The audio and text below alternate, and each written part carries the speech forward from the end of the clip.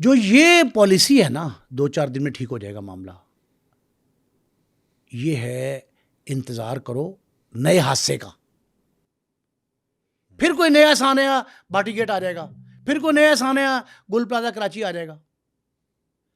3 آگ لگی ہیں گل پلازا کے بعد لاہور میں, 3 بڑی. کسی ایک پلازے میں فائر فائٹنگ سسٹم نظر نہیں آیا. ہاں, اور سب سے بڑی بات کہ یہ جو ابھی آگ لگی تھی گلبرگ میں, جس میں ایک ہوٹل بھی ہے اس پلازے میں, اس کو اے کیٹیگری میں ایل ڈی اے نے شامل کیا ہوا ہے. میں نام نہیں لینا چاہتا تھا. ایل ڈی اے نے اے کیٹیگری میں شامل کیا ہوا ہے, حالانکہ وہ اے کیٹیگری کا بنتا ہی نہیں, کیونکہ اس کے پاس تو فائر ایکسٹنگوائزر ہے ہی نہیں. او بھائی, اے کیٹیگری میں شامل وہ ہوتے ہیں آپ پیسے دیں پلس اے کروا لیں. تو وہ پھر ایل ڈی اے کے خلاف کیا کاروائی ہوئی؟ او بھائی, کسی کے خلاف کوئی میں نے آپ کو بتا دیا, کوئی کاروائی نہیں ہے. 1 ہفتے بعد ہم بھول جائیں گے. ایک اور بات سن لیں, جب ایک سانحہ ہوتا ہے اس کے فوری بعد دوسرا آ جاتا ہے, پھر تیسرا, چوتھا. پہلے کو ہم بھول جاتے ہیں دوسرے کی جگہ پہ, دوسرے کو بھولتے ہیں تیسرے کی جگہ پہ. یہ اوور لیپ ہوتے رہتے ہیں, ایک کے بعد دوسرا, تیسرا, چوتھا. ہم امیون ہو گئے ہیں, عادی ہو گئے ہیں اس چیز کے, ہمیں اثر نہیں کرتی کوئی چیز. میں نے کہا کہ نئے حادثے سے, سانحے سے بچنے کے لیے سانحہ بھاٹی گیٹ کو, اس سعدیہ اور رضا فاطمہ کے کیس کو کسی طرح ٹیسٹ کیس بنائیں. اور سپرب ٹیسٹ بنے گا نہیں, میں مطالبہ کر رہا ہوں, مطالبہ تجویز ہے میری. پہلے کام تو یہ کر جائیں ایک دفعہ, اخلاقی سزا, تنبیہی سزا, کہ ان کو غوطے دے اسی پانی میں.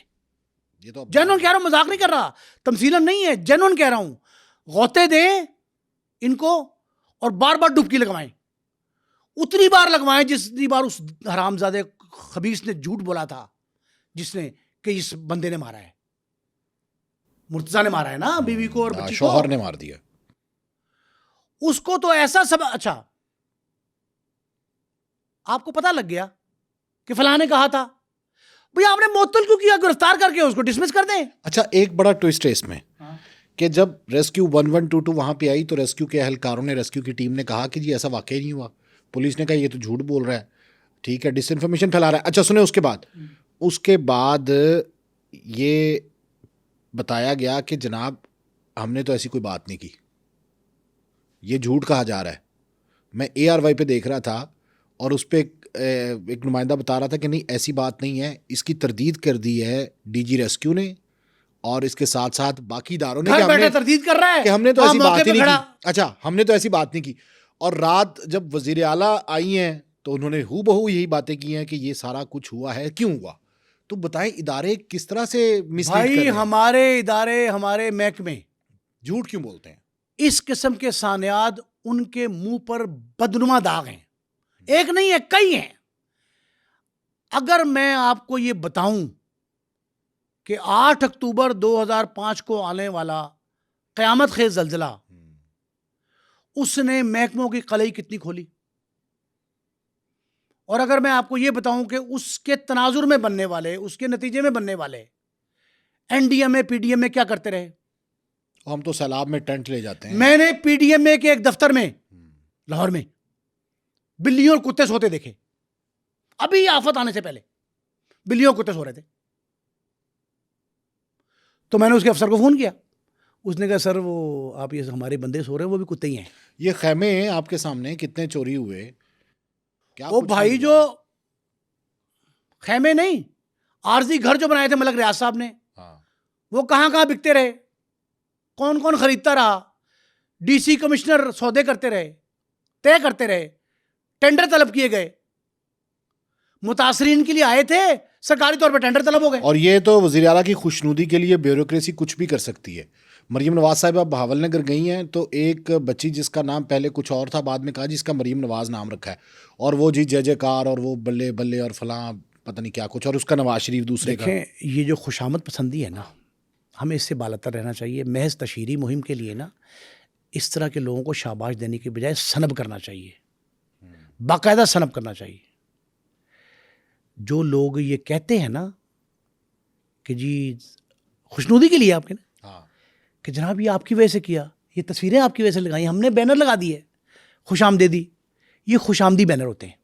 اچھا, بیوروکریسی کو پتہ چل جاتا ہے کہ کون خوش آمد پسند ہے کون نہیں, اور پھر وہ اس کا بھرپور فائدہ اٹھاتے ہیں. نہیں, بنیادی طور پہ ہر شخص خوش آمد پسند ہوتا ہے, اپنی تعریف سن کے خوش ہوتا ہے, یہ صحیح ہے, یہ مجبوری ہے نیچرل. یہ نیچرل مجبوری جو ہے نا, جو اس سے بچ نکلے وہی کامیاب ہے.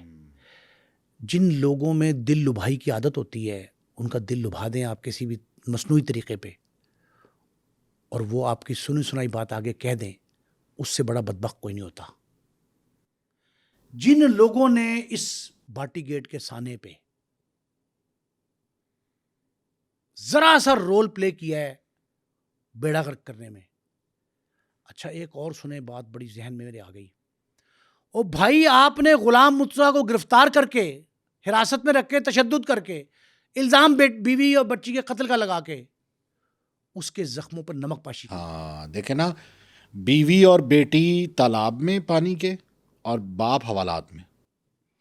آپ نے اس کے زخموں پر نمک پاشی کی. اب میرا خیال ہے کہ یہ موقع ہے حکومت ان تمام ذمہ داران کے پہلے گھائل کر کے زخم لگائے ان پہ, اور ان پہ نمک پاشی کرے. وہ جو میں نے غوطے دینے کی بات کی, تمثیلاً نہیں کی, میں بڑے سوچ سمجھ کے یہ بات کہہ رہا ہوں.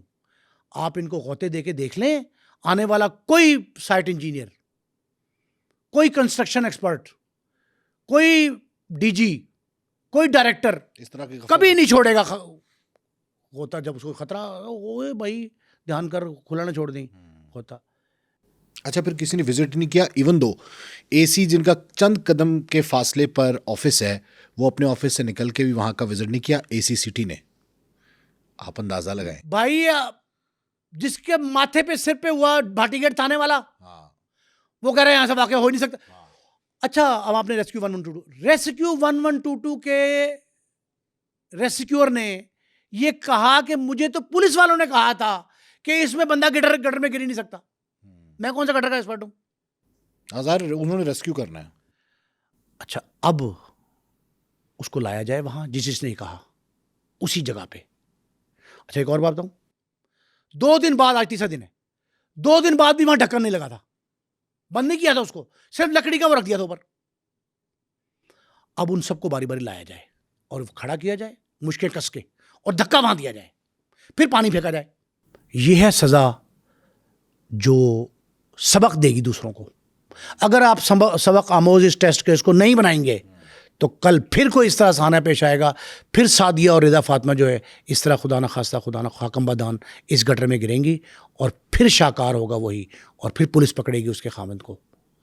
یہ آج ہی اس کا راستہ بند کر لیں. بار بار میں کہتا ہوں, ہم سبق نہیں حاصل کر رہے, لکیر پیٹنے کے عادی ہو گئے ہیں, نئے سانے کا انتظار کرتے ہیں. یہ ساری خباستیں جو ہماری ہیں نا, یہ بد کرداری ہے ہماری.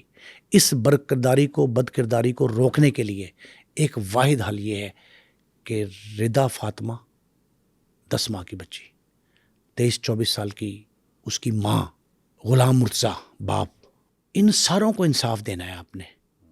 اور ان 2 معصوم بچوں کو, جو غمزدہ خاتون جو تھی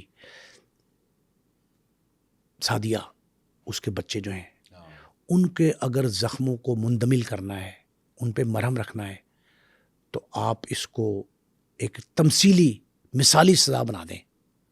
اور بنا دیں گے تو پھر کسی بھاٹی گیٹ کے کنویں میں, یہ موت کا کنواں ہے, پورا موت کا کنواں ہے.